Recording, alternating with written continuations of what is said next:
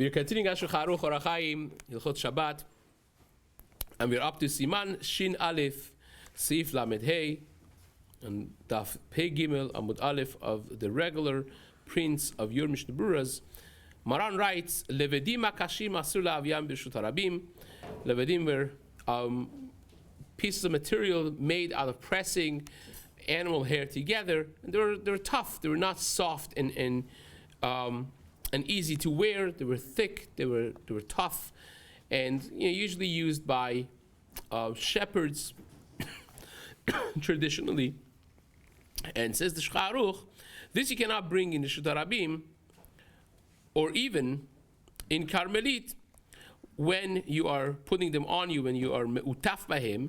But if it's made thin and a little softer, then it is mutar, says the Mishna Berura. Because the en derech malbush milevedim akashim, nobody really wears those hard, tough, thick levedim, and therefore it's considered like a carrying a load, a masoi, and it's asur. And Rambam writes that even if it's mashma from the Rambam, that even if they're thin, still will be a problem, because they're still not comfortable to wear. They're still thick and hard, and therefore it will be a problem. Now, the Shulchan Aruch over here deviates from that if it's thin and a little softer, it would be mutar, because it's considered like you're wearing it. It's not carrying it. You're wearing it on you, and it will be fine. Now, Rambam would say that this is only this psak is only when they're so thin that they become like a regular beged. They're as thin as a regular beged. That's when it will be mutar to do it. Continues Maran Seif Lamed Vav, mutar latzit b'Shabbat b'shnei malbushim. Ze al gabe ze, you could wear two different garments on top of one another. Ben lesorko, ben lesor chavero. Even if you're not intending for yourself, but you're intending for your friend. Ben shehem shnei chalukim, ben shehem shnei sarbalim. You could even have two coats, not just two regular shirts. And he even is mekel by two belts. Again, this is something we discussed yesterday, that the belts is more questionable. Let's say if you have a pants, one pair of pants, and you have two belts on it, that would be like one of them is completely unnecessary, versus if you have a pair of pants that you wore, you have a belt on it to hold it up, and then you have a second pants on it, and you have a second belt in the second pant that's holding up its own thing. So obviously it may sound bizarre, but I'm wearing two different pants, two different sets of belts. That would be more acceptable in halakha if a person who wants to carry garments for another fellow that needs it. That would be a trick to do it in a halachic way, because you're wearing them nonetheless. And says the Shulchan Aruch, va'afilu en malbush, even if there's no garment for the second belt, it would be still mutar, says the Shulchan Aruch. V'yesh osrim, and then the Ramah brings those who are more stringent when it comes to the belt. But even according to that, the Kaf HaChaim says, in the name of Olat Shabbat, that everything depends on the minhag of the place. If the minhag is that some people have two belts for whatever reason, when it becomes, let's say, if it becomes a fashion, right? So then that would be mutar. If it's not, if it's absolutely not derech malbush, now obviously it would be considered a masoi. And in Birkei Yosef also brings the shiurei bracha at the bottom, in the name of the Ma'ari, that according to those who hold this asur, which is the Ramah, the Shita of the Ramah, the women who wear a garment, a kotonet, and in it they have different things that are sewed in order for them to have like a belt looking item to close the waist and to have it as a belt. And afterwards, on top of that, you have another unrelated chagura that they wear. In other words, the garment itself, the dress itself has a belt that's sewn in, and on top of that you put another nice, wider, nicer belt that is just for design. The Shira Bracha writes, that will become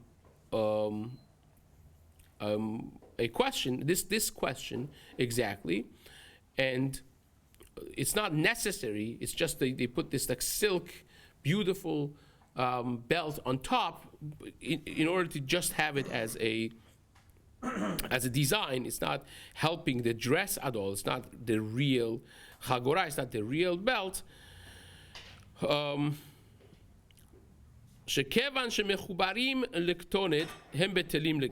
first one that's attached to the dress is batel to it, and the second one, it depends really. If it's also attached, then it will be certainly mutar because it's a design, but it's attached to the garment, so it's going to be derech malbush, and it is batel. But if it's not, then it's a question that has to be discussed depending on the case of what is considered the normal dress code in that place. So says the Shulchan Aruch, mutar laset b'Shabbat bebati yadayim hanikraim guantis. This is basically the gloves that we have now. Shulchan Aruch says, this is a question really in places that you go, especially if there's no eruv and they're cold. Sometimes it's very difficult to go out without having gloves. So Shulchan Aruch says it's mutar to go out with batei yadayim. ויש מי שמחמיר להצריך שיתברם מערב שבת בבתי ידיים של מלבושה. And there are those who say no, it's not mutar because you may come to shake someone's hand and it's considered not derech eretz. You got to take off your glove and then you're going to carry it before you know it, and so you have to sew it up, so to speak, to the sleeves of your shirt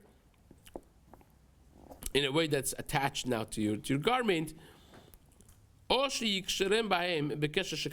have to, from before Shabbat, tie it kesher shekayama in a way that it's not going to come off.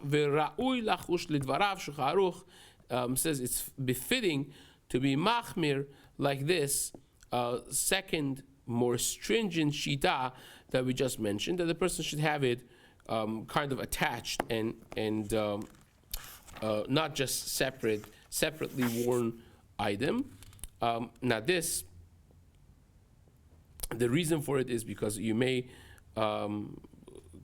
need to do something that needs your fingers, and it's not easily done with your gloves on, and you got to take off the gloves, and then you're going to come to carry it, and it will become a problem. Now, there are those gloves that are attached to garments. Usually it's for kids because you don't want them to lose it. For adults nowadays, it's not the same way.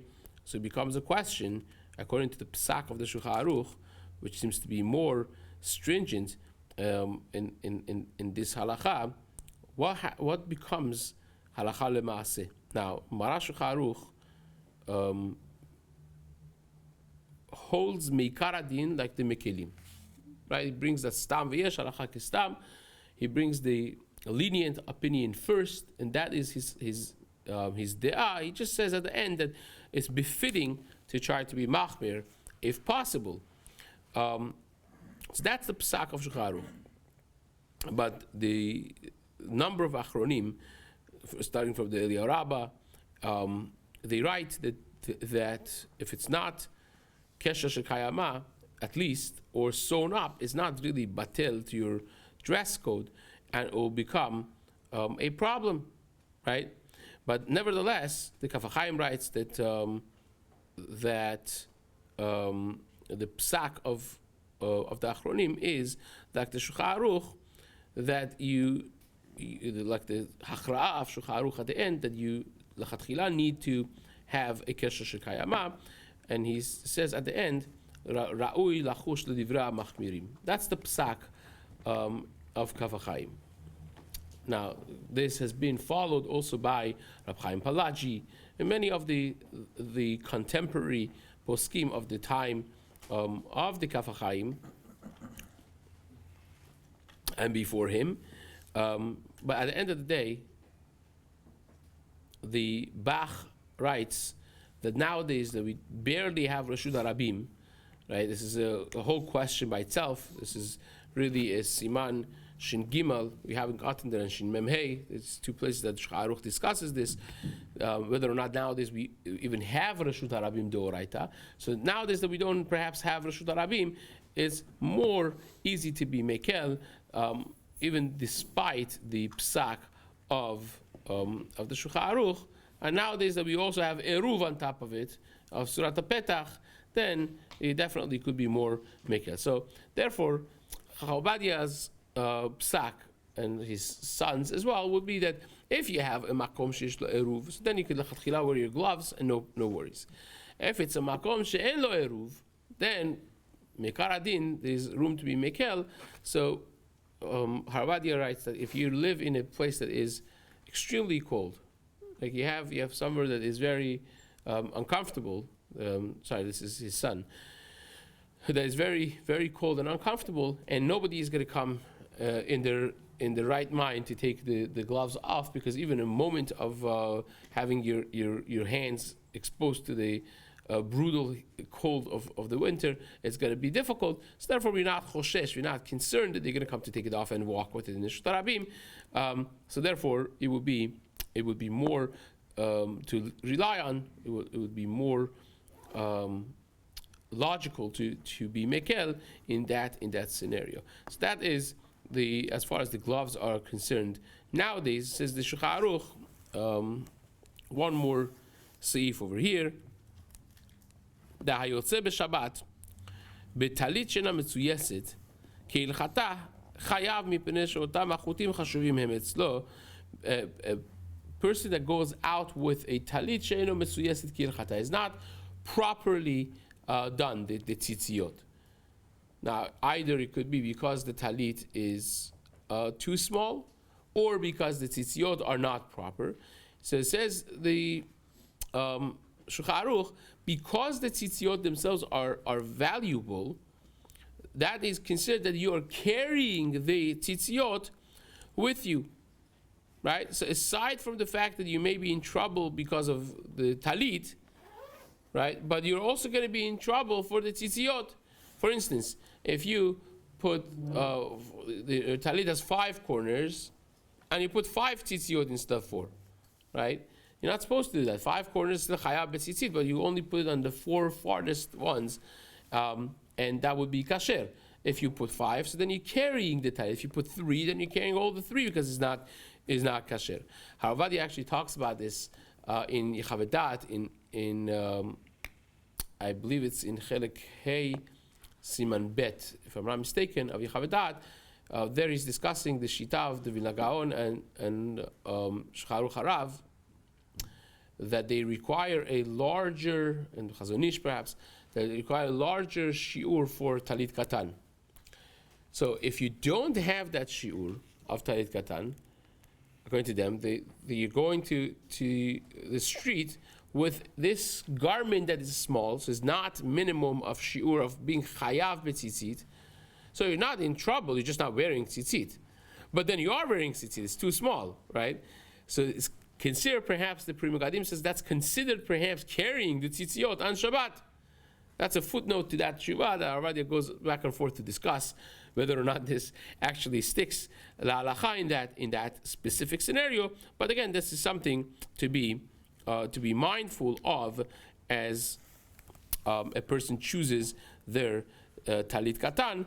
There is more to be discussed over here in this Seif, but with Zat Hashem, we'll leave that for the days to come. Hazaku Baruch.